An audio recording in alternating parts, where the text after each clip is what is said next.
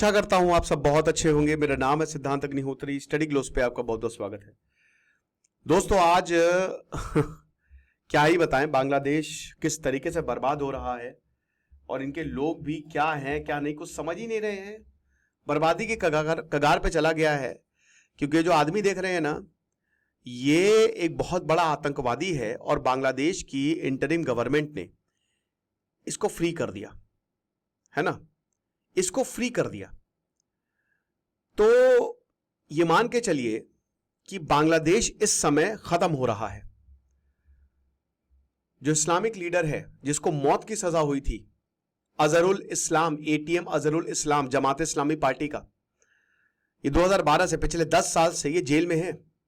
Crime against humanity का इसके ऊपर आरोप था। जिन बांग्लादेशियों को इसने ढूंढ ढूंढ कर मारा था उसको रिहा कर दिया है। आप समझ रहे? तो ये हालात है। बाकी आज लास्ट डे है ऑफर का, तो समर 40 कूपन कोड यूज करेंगे आप। डिस्क्रिप्शन कमेंट बॉक्स में लिंक दिया है। 80 के करीब कोर्सेज हमारे आते हैं, 2 दिन के लिए ये ऑफर है। तो बांग्लादेश का जो सुप्रीम कोर्ट है उसने एटीएम अजहरुल इस्लाम को एक्विट कर दिया, रिलीज कर दिया, बाइज्जत बरी कर दिया है। 1971 में इसने इतने कत्ल किए थे कि इसी के वॉर में, इसी के ही क्राइम में, क्राइम अगेंस्ट ह्यूमैनिटी के लिए इसको गिरफ्तार किया गया था। और इसको वेंसडे को ये आया, इसने चैन की सांस ली। डेथ सेंटेंस, आपको बता दूं कि इंटरनेशनल क्राइम ट्रिब्यूनल ने बोला था डेथ सेंटेंस इसको मिलनी चाहिए। आप समझ सकते हैं, ये rarest of the rare case में International Crimes Tribunal death sentence देता है, जब उसको लगता है कि हजारों लोग इसकी वजह से मरे हैं। और बांग्लादेश में भी खुला घूम रहा है, पाकिस्तान के साथ था।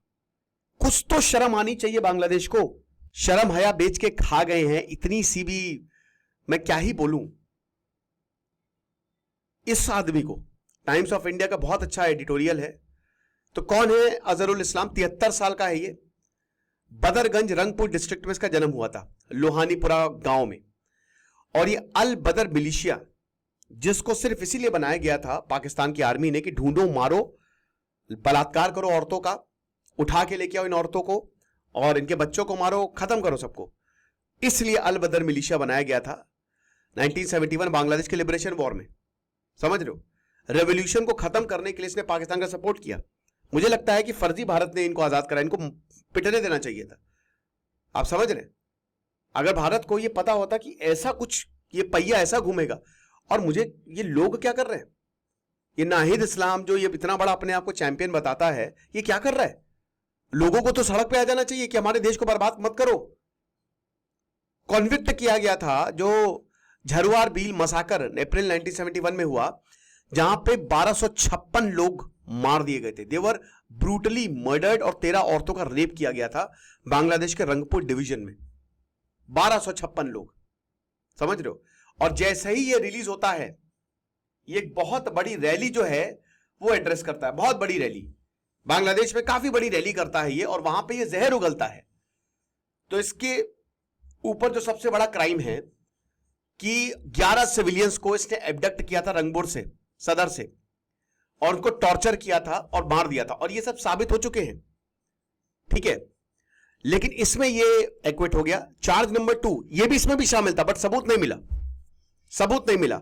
चार्ज नंबर 2, 16 अप्रैल 1971 को इसने मुक्सेपुर विलेज में एक रेड डाली। पाकिस्तानी फोर्सेस थी जिसमें कितने लोग मारे गए, और इसमें वर्डिक्ट था, इसको फांसी की सजा सुनाई गई थी। चार्ज नंबर 3, 17 अप्रैल 1971, 1200 हिंदुओं को मारा था इसने। इसमें भी सजा सुनाई थी, इसको फांसी पे लटका दो। चार्ज नंबर 4, 30 अप्रैल 1971। अब ये देखिए, ये सब आप देखिए, मार्च अप्रैल, फिर 16 अप्रैल, फिर 17 अप्रैल। इसने 16 अप्रैल को पहले कत्ल किया, मोक्सेतपुर विलेज में रेड किया उसने, कितने लोगों को मारा। फिर अगले दिन इसने 1200 हिंदुओं को मार दिया, औरतों का रेप किया। फिर उसके बाद ठीक 13 दिन बाद इसने कार्मिकल कॉलेज, वहां पे 5 लोगों को एब्डक्ट करके मार दिया।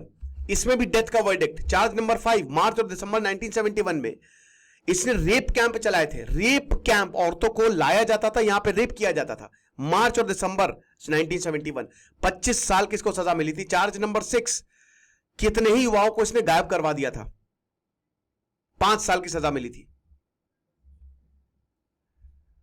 सुप्रीम कोर्ट की अपीलेट अथॉरिटी जो कि मोहम्मद यूनुस सरकार, मोहम्मद यूनुस तो क्या ही बोले, ठीक है ना, ये बुढ़ा अमेरिका का एजेंट, इसको तो जितनी गाली दे कम है। तो मोहम्मद यूनुस सरकार जो है उसको रिकंस्टिट्यूट, ये अपीलेट अथॉरिटी जो सुप्रीम कोर्ट की है, और इसने 27 मई को इसको रिहा कर दिया, ठीक है, और बोला कि इसको रिलीज किया जा सकता है क्योंकि कोई भी केस इसके अगेंस्ट नहीं है। अमेरिका का प्रेशर तो नहीं, मुझे लगता है पाकिस्तान का प्रेशर है, आईएसआई का प्रेशर है। इस समय आईएसआई का एक बहुत बड़ा नेक्सस काम कर रहा है बांग्लादेश में कि ये जो सिलीगुड़ी कॉरिडोर है इसमें प्रॉब्लम क्रिएट करो, बॉर्डर को जो है वो असुरक्षित करो, बहुत सारे आतंकी, सरकार को विजिलेंट रहना पड़ेगा क्योंकि बहुत सारे आतंकी इधर नॉर्थ ईस्ट रीजन से भी आ सकते हैं।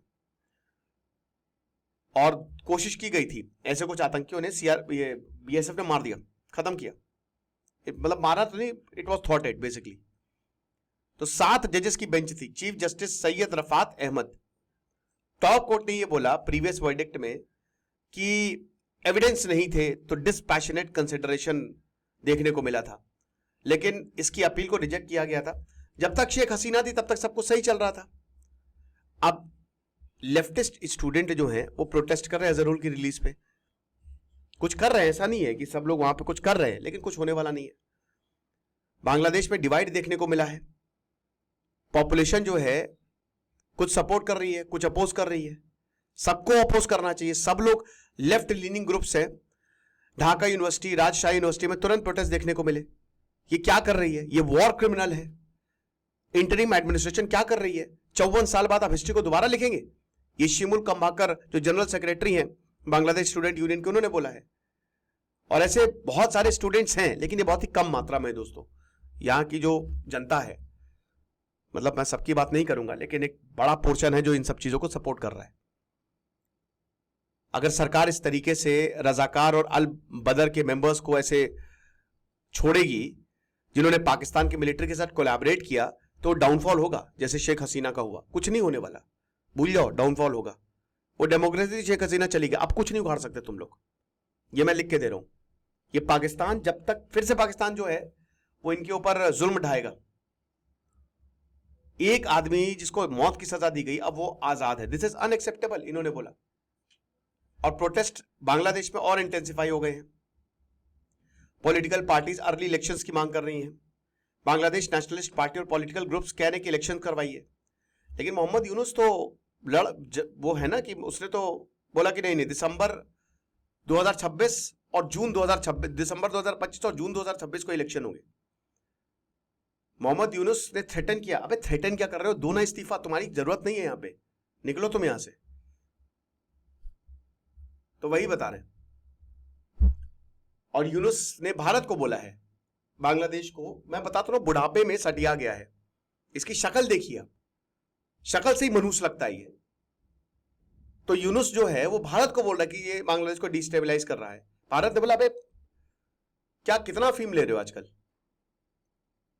भारत ने बोला कि पॉजिटिव कंस्ट्रक्टिव रिलेशनशिप हम बांग्लादेश से कर रहे हैं कोशिश, लेकिन ये लोग मान ही नहीं रहे। रणधीर जायसवाल जो फॉरेन मिनिस्ट्री के स्पोक्स पर्सन, उन्होंने बोला कि बांग्लादेश को ये सर्टेन करना पड़ेगा, जो लोगों का मैंडेट है वो फेयर और फ्री इलेक्शंस को करवाइए, आप जितनी जल्द हो सके करवाइए। और यूनिस के एक्विजिशन को एड्रेस करते हुए जायसवाल ने बोला कि नहीं, ये जो इंटरनल इश्यूज हैं, we have to deflect attention. बस वही है कि वहां पे खुद ही बांग्लादेश में इतनी प्रॉब्लम चल रही है, तो बस वो चाहता है कि सारा जो ब्लेम है वो भारत पे आ जाए। क्योंकि जैसा कि पाकिस्तान करता है कि इंडिया का नाम लो, इंडिया इन लोगों के लिए एग्जिस्टेंस का सवाल है। इंडिया के बिना ये है ही नहीं, एग्जिस्ट ही नहीं करते हैं।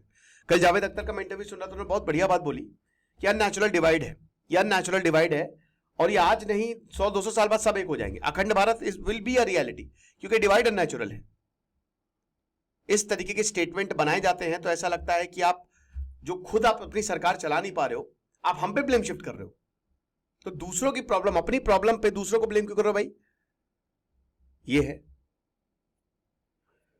बाकी खतरा तो है ही है भाई भारत के लिए, क्योंकि अगर ऐसे लोग आजाद होते रहेंगे तो जाहिर सी बात है ये पूरा एक सोची समझी साजिश है जो बांग्लादेश इस समय रच रहा है भारत के खिलाफ। लेकिन इंडिया भी विजिलेंट है, देखेंगे क्या होगा। समर 40 कूपन कोड यूज करें, खुश रहिए, पढ़ते रहिए। दिस इज सिद्धांत अग्निहोत्री साइनिंग ऑफ।